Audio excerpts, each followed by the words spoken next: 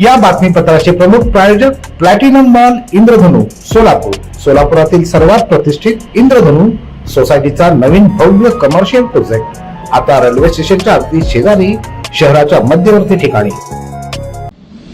High voltage लढतींपैकी प्रभाग क्रमांक 15 कडे देखील राजकीय वर्तुळाचं लक्ष लागून राहिलंय. इथून भाजपा विरुद्ध काँग्रेस असा एक थेट सामना होतोय. यातून दिग्गज उमेदवारांचं राजकीय भवितव्य मतदान यंत्रातून समोर येणार आहे. पाहूया त्याविषयीचा हा विशेष वृत्तांत. सोलापूर महानगरपालिका निवडणुकीत अपेक्षेप्रमाणे अंतिम टप्प्यात चांगलीच चुरस दिसून आली. काही प्रभागांमधून सुरुवातीपासून राजकीय गरमागरमी दिसून आली. प्रभाग क्रमांक 15 कडे सर्वांचं लक्ष लागलं. इथला सामना भाजप विरुद्ध काँग्रेस असा असला तरी दिग्गजांची प्रतिष्ठा पणाला लागली. काँग्रेसकडून शहर अध्यक्ष असणारे चेतन नरोटे आखाड्यात होते, तर त्यांच्या विरुद्ध भाजपानं काँग्रेसचा त्याग करणाऱ्या बाबा करगुळे यांना निवडणूक रिंगणात उतरवलं.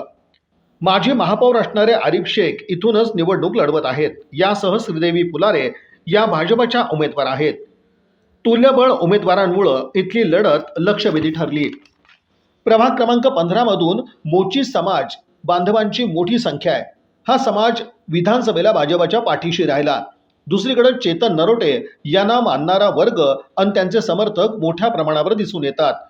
इंजिमिल चाळ यासह फॉरेस्ट परिसरातून मोठ्या मतदानाची आशा काँग्रेसला आहे.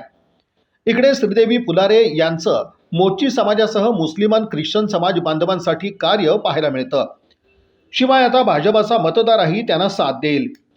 फॉरेस्ट परिसरासह अन्य भागातून माजी महापौर आरिफ शेख यांनाही समर्थनाची अपेक्षा आहे. यातून आता मतदार कोणाच्या पाठीशी राहतो हे पाहणं महत्त्वाचं ठरणार आहे.